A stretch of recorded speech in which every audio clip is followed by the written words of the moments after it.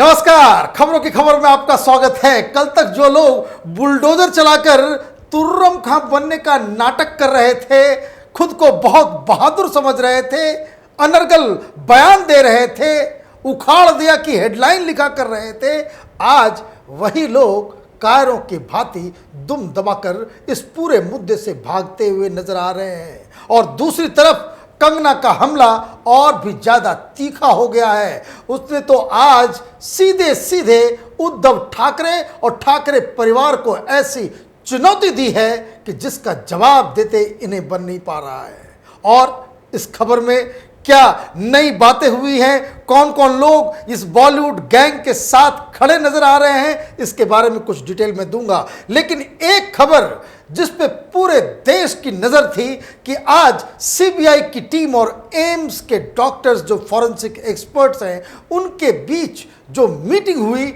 उसमें क्या फैसला हुआ और वो रिपोर्ट अब तक पब्लिक क्यों नहीं की गई है, तो इसके बारे में भी हमारे पास कुछ जानकारियां हैं। लेकिन एक और जो बड़ा मुद्दा बनता चला जा रहा है वो खबर बिहार से आई है। ये किस तरह की नाटक ये लोग, ये तथाकथित सेकुलर पार्टियां कर रही हैं कि चुनाव से ठीक पहले आरजेडी के एक लीडर ने, कोई अरुण यादव है, जिसने सुशांत सिंह राजपूत के ऊपर फिर से कीचड़ उछालने की कोशिश की है। और तो और दिशा सालियान के सवालों पे जिस तरीके से महाराष्ट्र के गृह मंत्री अनिल देशमुख अपना चेहरा बचा के भागते हुए दिखे आज, वो अपने आप में कमाल है। क्योंकि ये सारे लोग इस पूरे विवाद में एक इस तरह की बातें, इस तरह के लाइन को इन लोगों ने पकड़ रखा था जिससे देश की जनता और तमाम लोग, दुनिया भर से जो लोग इस केस को फॉलो कर रहे हैं, उनकी नाराजगी, उनके गुस्से के ये लोग शिकार बने। लेकिन पहले कंगना की बात करते हैं कि कंगना ने किस तरीके से उद्धव ठाकरे, आदित्य ठाकरे, संजय राउत को उनकी ही भाषा में करारा जवाब दिया। हालांकि जिस अपशब्द का इस्तेमाल उद्धव ठाकरे की पार्टी ने, उद्धव ठाकरे के अखबार के एग्जीक्यूटिव एडिटर संजय राउत ने किया था, जो एच वर्ड है, उसका तो उन्होंने इस्तेमाल नहीं किया। लेकिन कायदे से यह समझा दिया कि वो जो गाली इनको दी गई थी, जो कंगना रनौत के लिए इस्तेमाल किया गया था, दरअसल उनके ऊपर ही फिट बैठती है। दरअसल कल टाइम्स नाउ में उन्होंने एक इंटरव्यू दिया और इंटरव्यू में जब इस गाली के बारे में पूछा गया कि आपकी तो बहुत ज्यादा बेइज्जती हुई, तो कंगना ने कहा कि वो तो इस तरह के शब्दों का इस्तेमाल नहीं कर सकती है और करना भी नहीं चाहिए पब्लिक लाइफ में, और वो जानती भी नहीं थी कि इसका मतलब क्या होता है। और जब सामना में जब इस तरह के बयान आए, जब संजय राउत की तरफ से ये बात कही गई, तो कंगना ने इस शब्द का मतलब निकाला तो मालूम चला कि इसका मतलब वो होता है कि जैसे फ्री लोडर, मतलब ये कि जो अपनी कमाई का नहीं खाता, दूसरों की कमाई का खाता है। तो इस पे उन्होंने कहा कि उद्धव ठाकरे से वो पूछना चाहती है कि वो किसकी कमाई खा रहे हैं, उन्होंने जीवन में क्या किया। अगर बाला साहब ठाकरे नहीं होते, बस उनके बेटे ही हैं, उनके नाम की ही उनकी परिपाटी, उनकी संपत्ति, उनका घर, उनकी पार्टी, उनकी विचारधारा, सब कुछ तो आप उसी को ही, दूसरे की कमाई हुई पूंजी को आपने बस बेटे होने के कारण उसे ले लिया। तो अब ये फ्री लोडर कौन है? उसने साफ साफ कहा कि वो फ्री लोडर नहीं है, वो किसी के दूसरे की कमाई को उसने नहीं कभी इस्तेमाल किया है। वो 16 साल की उम्र में मुंबई आई और वहां से एक एक रुपया अपनी थाली उसने खुद सजाई और किसी का उसने खाया नहीं। इसलिए ये जो संजय राउत ने जिस शब्द का इस्तेमाल किया, वो तो मेरे ऊपर लागू होता ही नहीं है। और ये दरअसल ये उद्धव ठाकरे के ऊपर लागू होता है कि क्योंकि इसने अब तक अपने जीवन में अपने पिता के जो विरासत है उसके अलावा जीवन में इसने कुछ किया ही नहीं है। और यही बात उसने आदित्य ठाकरे के लिए भी कहा। और तो और जिस शख्स ने, संजय राउत ने, ये इस शब्द का इस्तेमाल किया, उससे उन्होंने साफ साफ पूछा कि तुम्हारी औकात ही क्या है, तुमने क्या किया है अपने जीवन में? क्या तुम मुंबई में रह के मुझसे ज्यादा टैक्स देते हो? उसने ये साफ साफ कहा कि वो मुंबई में रहती तो वो कितना ज्यादा टैक्स देती है, कमाती है 45% के आसपास, उसका पूरा पैसा, उसकी पूरी कमाई टैक्स में चली जाती है। संजय राउत क्या करता है? संजय राउत की पूंजी क्या है? संजय राउत की कमाई क्या है? वो एक ठाकरे परिवार के अखबार के एडिटर के अलावा उसने जीवन में किया क्या है? ये चापलूसी, कहीं किसी प्रोफेशनल लाइफ में उसने कहीं कोई काम किया हो, उससे कुछ पैसे कमाए हो, उससे अपना घर चलाया हो, जीवन में अगर कुछ किया हो तब तो बात समझ में आती है। तो ये हमला तो इतना जबरदस्त था कि इसका कोई जवाब नहीं है।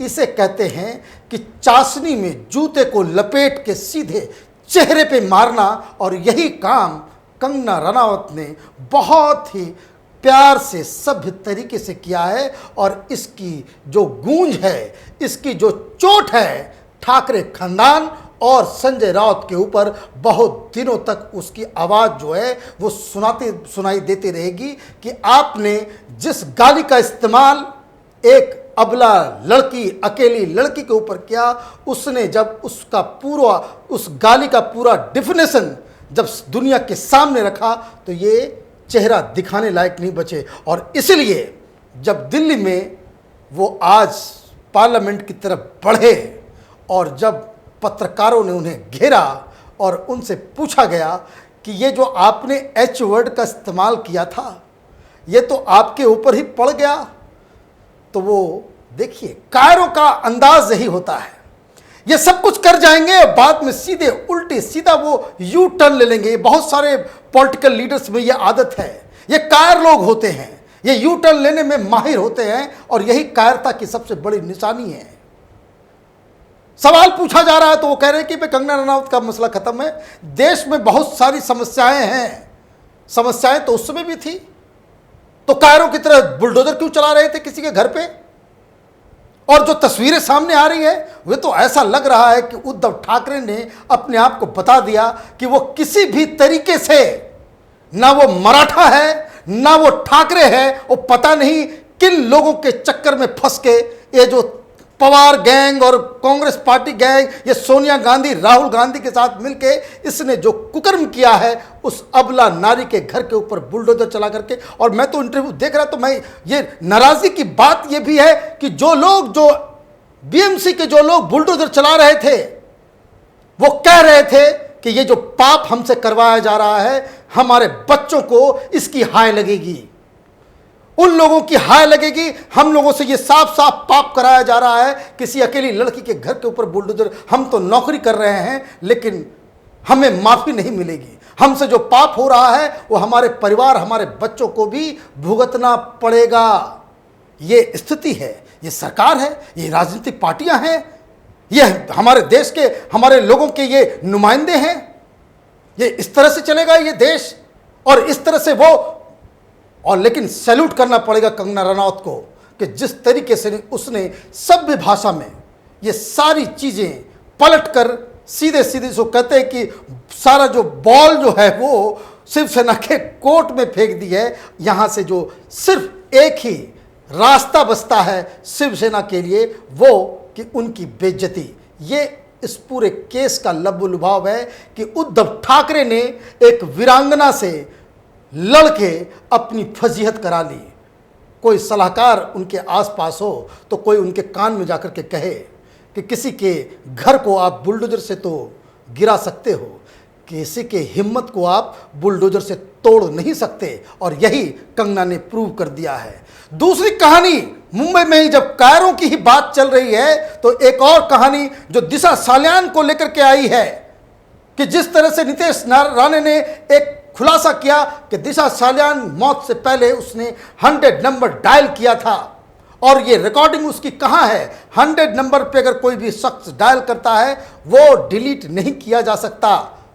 और इसका जो रेमिफिकेशन है, अगर ये बात सच है, ये जो दावा नितेश राणे कर रहे हैं उसमें सच्चाई है, तो इसका रेमिफिकेशन यही है कि दिशा साल्यान की मौत कोई आत्महत्या नहीं, कोई एक्सीडेंट नहीं, बल्कि उसका मर्डर किया गया है। और इस मर्डर में कौन लोग शामिल हैं, ये कौन कौन लोग हैं, ये मुंबई पुलिस को दिशा साल्यान की मौत से पहले ही पता था। ये अंधेर नगरी चौपट राजा। और जब ये सवाल इस अनिल देशमुख से पूछा गया, गृह मंत्री हैं, वो सरपट, वो उनके मुंह पे से तो दही जम गई। वो जवाब ही नहीं है उनके पास कोई जवाब नहीं है। आज सब लोग चीन और दूसरे इश्यूज के ऊपर बात कर रहे हैं। अगर इस तरह से कानून और जिस दायित्व का निर्वाह करने के लिए सरकारें बनती हैं, अगर उसका निर्वाह किया होता तो आज ये जो अघाड़ी सरकार है, 3 अलग अलग साइज की पहियों की जो गाड़ी है, जो बिल्कुल ही गर्त में जाके गिर गई है, वो उन्हें आज इस तरह की फजीयत नहीं देखना पड़ता। एम्स में एक और बड़ी खबर आने वाली थी। आज हम लोगों को ये मालूम था कि आज के दिन एम्स अपनी रिपोर्ट, जो फॉरेंसिक रिपोर्ट है, वो सीबीआई को देगी, उससे कुछ खबरें बाहर आएगी। लेकिन अब मालूम चल रहा है कि ये रिपोर्ट देने में अभी 1 सप्ताह का और वक्त लगेगा। आज सीबीआई और एम्स की जो फॉरेंसिक टीम है, डॉक्टर सुधीर गुप्ता के द्वारा जो गठित जो एक मेडिकल बोर्ड है, उनकी जो बैठक हुई, उसमें यह तय हुआ कि चूंकि ये मसला पूरा सब जुडिस है, इसे प्रेस को अभी बताने की आवश्यकता नहीं है, या इसलिए इन सारी खबरों पे फिलहाल वो उस पर ताला लग गया है। लेकिन जो कुछ मीटिंग में बातचीत हुई है, उसका जो लबोलुभाव ये है कि फॉरेंसिक टीम ने साफ साफ मुंबई के कूपर हॉस्पिटल के डॉक्टर से बहुत सारे अनकंफर्टेबल सवाल पूछे हैं, और ऐसा संकेत आ रहा है कि सीबीआई इन डॉक्टर्स के खिलाफ भी कार्रवाई करेगी। लेकिन जो बड़ा सवाल है, जो लोग ये जानना चाहते हैं कि दरअसल सुशांत के साथ क्या हुआ था, क्या उसने आत्महत्या की या फिर उसकी हत्या की गई है, तो इस पे आज जो बयान डॉक्टर सुधीर गुप्ता का आया है, वो बड़ा ही क्रिस्टल क्लियर है कि वो एक बहुत ही कंक्लूसिव रिपोर्ट देने वाले हैं, जिसमें न कोई इफ होगा न कोई बट होगा। लेकिन जिस तरीके से जो सवाल पूछे जा रहे हैं कूपर हॉस्पिटल के डॉक्टर से, और जिस तरीके से ये पूरा का पूरा मामला चल रहा है, उससे एक बात साफ है कि ये आत्महत्या की थ्योरी, जो कुछ फ्रेंडली चैनल अब तक बता रहे थे कि ये जो पूरी जो घटना है, इसके ऊपर जो सीबीआई जांच कर रही है, उसने मर्डर के एंगल को नकार दिया है, ये इस तरह का प्रोपेगेंडा बहुत सारे लोग कर रहे हैं, तो इसमें 100% कोई सच्चाई नहीं है।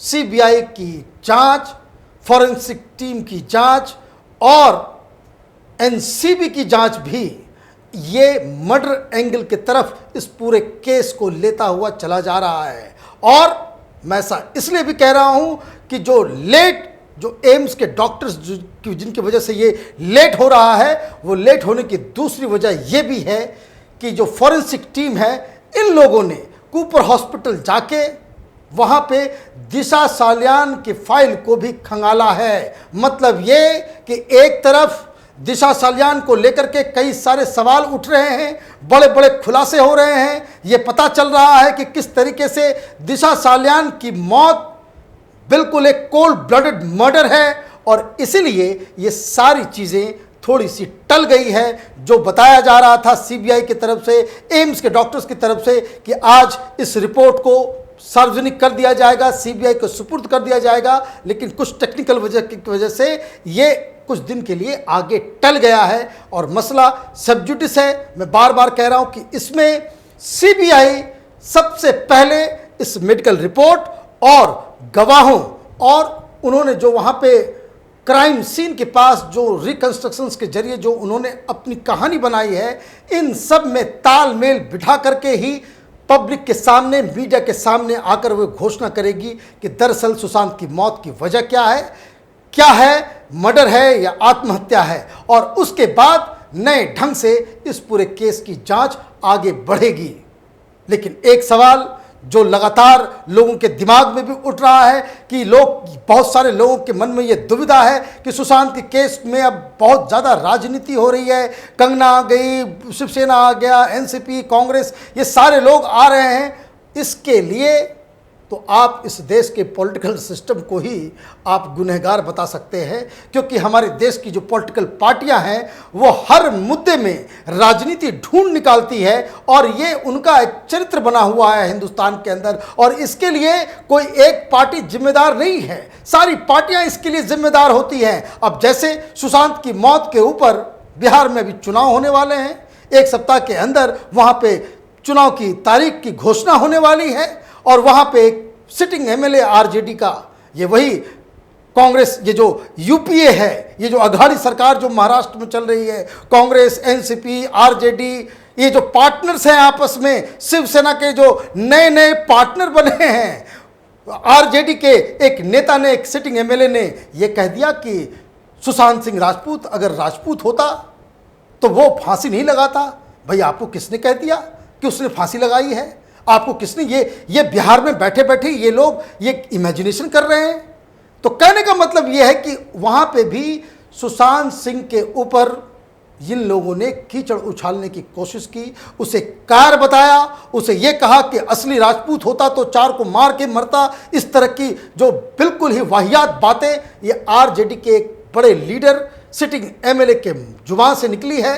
तो अब पता नहीं तेजस्वी यादव, कांग्रेस पार्टी, एनसीपी के लोग भी खड़े होते हैं, बिहार के अंदर में पार्टी है उनकी, वहां पे भी ये लोग चुनाव में किस मुंह से बिहार की जनता के सामने जाएंगे और वोट मांगेंगे। हमारी नज़र इन खबरों पे बनी हुई है। आप देखते रहिए कैपिटल टीवी। हमारे वीडियोस को लाइक कीजिए, शेयर कीजिए और हमारे चैनल को सब्सक्राइब कीजिए। धन्यवाद।